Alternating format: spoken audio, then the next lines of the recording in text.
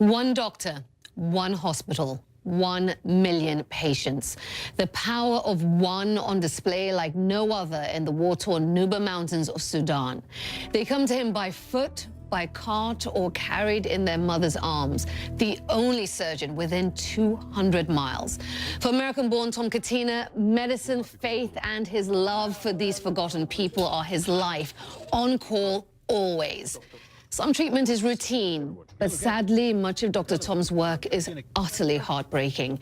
Innocent people targeted by a brutal president, the victims of indicted war criminal Omar Al-Bashir's relentless bombings.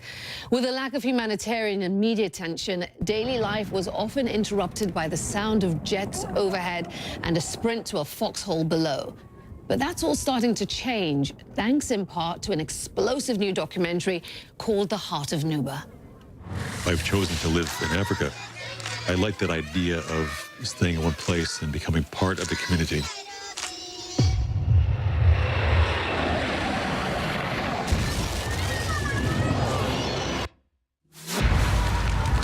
So this is the reality of life here.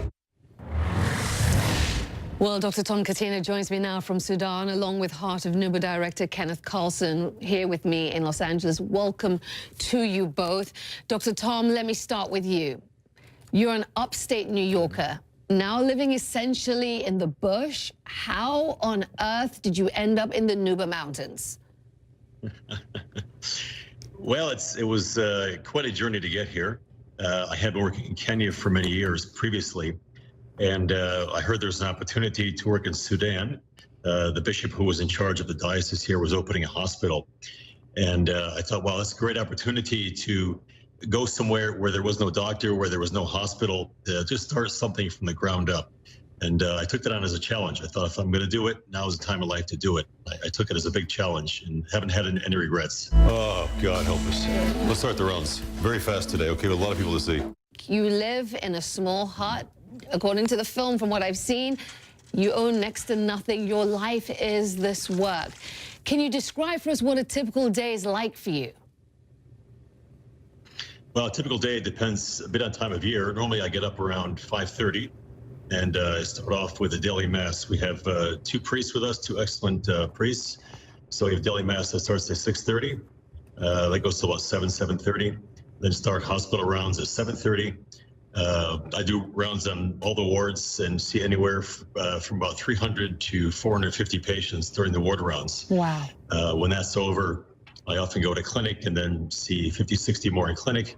On operating room days, I'll usually do an abbreviated round on the ward and then go to the operating room where we have usually 15, 16 operations for that day scheduled. And then, of course, 7 days a week, on non-operative days, we have emergencies coming all the time. So always on call for those emergencies that pop up any old time. You never stop. You never stop, Dr. Tom. No. Let me bring in Ken at this point. You were there for several months, something like 3 months. Talk to me about being there day in, day out, seeing the wounded, seeing the kids, really just chronicling Dr. Tom's life. I mean, what was that like for you? What stood out for you? Well, first of all, I went in. It was very difficult to get in. There's a moratorium on all journalists, filmmakers. There was no movement, and I smuggled myself in. I actually was held at gunpoint in Tourale in South Sudan, literally pulled off the airplane, spat upon, boy soldiers, you know, with AK-47s pointed at me, and I thought, this is how it's all going to end. The fighting broke out June 6th, 2011. After that, there's a lot of fighting relatively close to us in villages that were maybe an hour from here. I think that fear that one feels when the Sudan Air Force bombers and jets are overhead, you can never explain to anybody unless you've been in that situation. It's terrifying. It's traumatizing to see bodies torn to pieces by the actions of a dictator. Something I'll never get out of my mind. Very difficult, but I think through a combination of my personal faith, a combination of the resilience and the will of the people here is what keeps me and the rest of our team here going. Yeah, but I'm going to be the voice of the viewer and still say to you, as you describe that fear, as you hear the jets overhead, I'm going to be the voice that says, why not leave? Well, the way I see it, in good conscience, I can't. And, you know, for me, I look at it very simply. I'm a medical doctor. And, you know, my job is to take care of sick people and people that are wounded, people that are hurting, people that are traumatized. And people here need it. And if I leave, I'm not saying this as a boast by any means, but if I leave, people won't get that care. And I simply cannot do that, and I won't do it. I've been tempted a billion times, tempted every day, but I'm committed and I'm not leaving. I'm staying. Ken, you also ran for cover, as you described. You also were there when some of this violence was playing out. What was going through your mind? Because it's one thing for Dr. Tom. I mean, he's a special soul. Not that you're not special, but I'm just saying, what was it like for you? And at any point, did you think, I could lose my life here for this? And I'm wondering whether at the point you ever thought, is it worth it? Because that's, you know, as journalists, as filmmakers, that's sometimes a question to be asked. Absolutely. I understand what you're asking, and yes, I was in fear of my life several times, as I mentioned some of the close calls that I had. But the Nuba Mountains has a strange way of drawing you in. When you're there, I like to say that it's calm until it's not.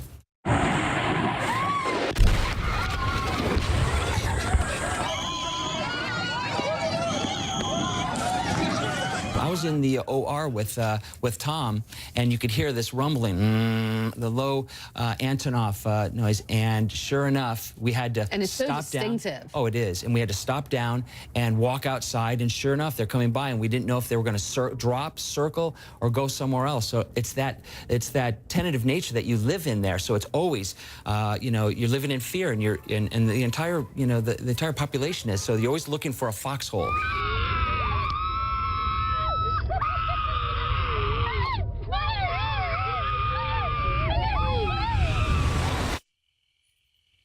Ken, you made this film about this remarkable man doing incredible work in a much-needed part, of Africa. You know as well as I do that the plight of Africans doesn't always make it to the front page of the newspaper or the top story or on the newscast. And yet you made this film. You put all this money, all this time, risked your life. At any point, were there fears, nerves that there wouldn't be an audience for this? Yeah, we're changing that. And I am not going to stop until this part of the world is a household name, and until the president, Al-Bashir, until he steps down or steps back and stops this. There is a ceasefire right now that has been called, and that's great, but there still is this ominous cloud hanging over these people, because they have been for years, they've been bombed and threatened, and the atrocities that have taken place are just overwhelming. So it's a difficult subject. One, because it's about Africa. Two, because it's about a war zone. And three, it's a graphic nature to it. But I think we achieved a tipping point, which is a thrill. And so sure enough, there's a ceasefire, and it has been an entire year. And Tom can witness to the fact that there no more Antonovs and no more Sukhois and no more bullets flying in the near distance. So it has had an effect, which is exciting. Well, the ceasefire is a big step, and we're going to pick up this conversation. It's a big step, but a humanitarian corridor is the ultimate goal. With that in mind, Ken took that initiative all the way to the top, a one-on-one interview with Omar Al-Bashir. Are you aware of the fact that a hospital, the Mother Mercy Hospital in the Nuba Mountains, was bombed? وقطعا الإنسان ما بيستهدف مستشفى لكن قطعا. Of course, no human being will ever target a hospital. But during the war, mistakes take place. What it's like to sit down with an international war criminal next.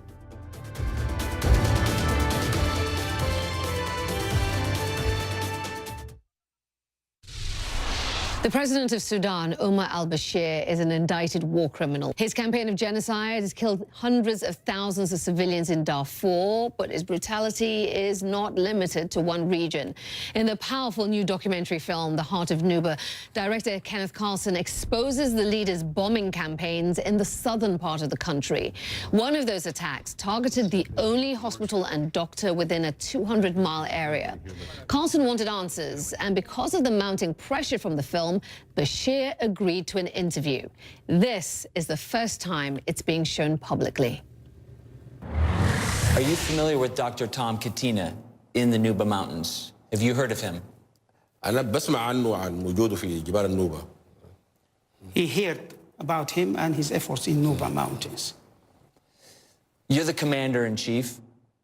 You know what's going on militarily and obviously, you know, in other parts of government. Are you aware of the fact that a hospital, the Mother Mercy Hospital in the Nuba Mountains, was bombed? وقطعا الإنسان ما بيستهدف مستشفى. لكن قطعا. Of course, no human being will ever target a hospital. But during the war, mistakes take place, and this is known as a military term, friendly fires. Well, back with me now, Dr. Tom Catena in Sudan, the Heart of Nuba director Kenneth Carlson is still with me here in LA, senior policy advisor for Enough Project Omar Ismail in Washington, D.C., as well as New York Times columnist Nicholas Kristof. Welcome to all of you. Ken, to start with you, we just saw you there in that clip sitting down with Omar Al-Bashir, a man wanted by the ICC. Before you got on that plane, before you walked into that room to sit down with him, was there any part of you that thought, maybe I should Skype, maybe I should do this? Absolutely. That's why I took out a huge insurance policy.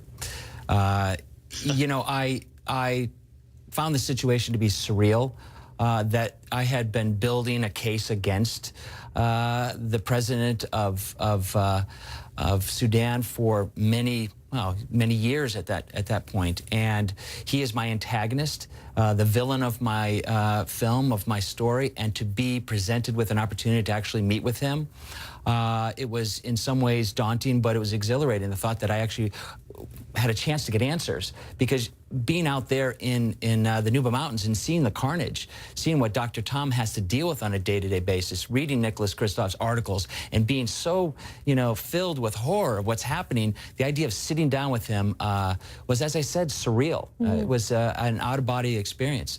But I was thrilled to be given the opportunity, and I think we got we had a great interview, so I think we got some good stuff out of him. Yeah, and we're going to dig into that. But Omar, to you, why do you think Bashir was willing to sit down with Ken, who, as he makes a point, Ken does, that he's seen the violence firsthand playing out in the Nuba Mountains? Bashir has refused interviews from countless other Western journalists. Because he knows the impact of this movie. He knows that this documentary is going to air and the world would see it. So he wanted to be part of it. Bashir doesn't care about the Nuba Mountains or about what Dr. Catena is doing down there. All he cares about is that this is an opportunity for him to say what he wants to say to the world. That is why he is denying that he or his army targeted the hospital, and he's saying that that is just collateral damage. And I don't think the translation was correct when it says that is friendly fire. No, he meant to say that is just part of a collateral damage in a war zone. Nicholas Kristof, this film is remarkable. This film made by Ken, and hearing the story of Tom, it must be heard. People must know what is happening. But I do fear, and I want to get your thoughts on this, that as certainly much of Western media, certainly much of American media is focused on everything the Trump administration is doing day in and day out, stories like the Nuba Mountains and the atrocities and holding people like Bashir accountable, they seem to be fading into the background. I wonder what you think. I think there are two things going on that are both very unfortunate.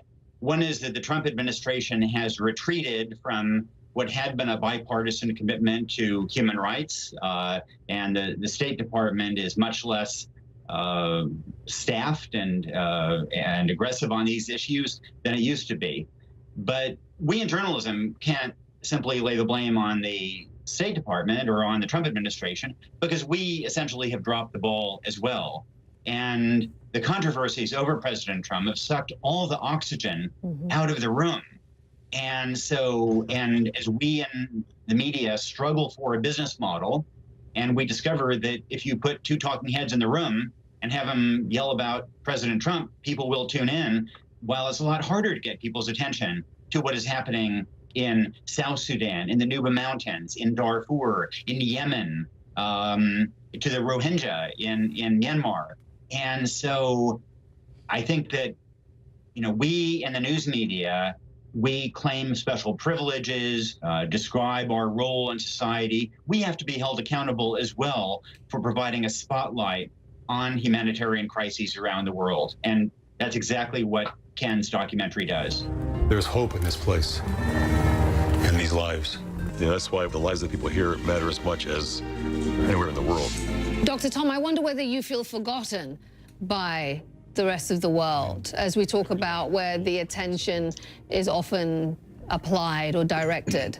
Yeah, I mean, I think certainly now we're way off people's radar. We were a bit in the news a few years ago when the fighting first started, but I think now we're way off the radar. So I think my hope is that this will help bring things back into focus a bit. Say, look, there's still a conflict here. We're nowhere near a peace resolution. Not only us here in Nuba, but in Darfur and Blue Nile. The place is still a mess. And Bashir's feet need to be held to the fire to really make a durable peace for all the people of Sudan. Currently, would you say that things are a little better than they were, I guess, you know, before the ceasefire? I mean, how great is the difference and change to your life? No, things are definitely better. That sort of grinding everyday fear and anxiety is not there. And you can see it with the people. They don't have that fear. We don't have that fear of the Antonov flying overhead or the Sukhois flying overhead. So things are definitely better. The problem now is we're just kind of in a state of limbo. We're in a sense waiting for the fighting to start again, because we know there's not a peace agreement. We know both sides are very far from an agreement. We don't expect any humanitarian aid coming in. So we're just kind of waiting for the sparks to start flying again. Yeah. But Dr. Tom, I do understand that things have changed on the personal front for you. You are no longer on your own. Maybe you would like to share some of that with us? Yeah, why not? You know, in May 6th, 2016, I married my wife, Nazima. So we've been married almost 2 years now. Very interesting process. I didn't get out of anything. So I had to pay the full dowry and go through all the deal with the family and everything else. We had an incredible wedding here. I don't know how many people were, 5,000 or 10,000 people showed up. We had a huge party. It was interesting because that morning, we had to change the date of the wedding because we were afraid that word had reached Khartoum and they would come and bomb us. So we had to actually move the day of the wedding back a day. The day of the wedding, there was an anti-aircraft gun stationed nearby, kind of hidden out in the bush, in case any Sukhoi or Antonov came overhead and decided to spoil our big day. But thanks be to God, things went off well and we were properly married. Congratulations. Congratulations. Thank you. A man cannot live by work alone. I want to thank you. I want to thank you, Dr. Tom, for everything you're doing there in Sudan. We're grateful for your efforts. Tom Catena, Kenneth Carlson, Director of Heart of Nuba, Omar Ismail with the Enough Project, Nicholas Christoph of the New York Times. Such a pleasure. Thank you so much to all of you for joining me. Thank you. Thank you, Aisha. And if you want to help support Dr. Tom's efforts at Mother of Mercy Hospital, visit heartofnuba.com. The news continues after this very quick break.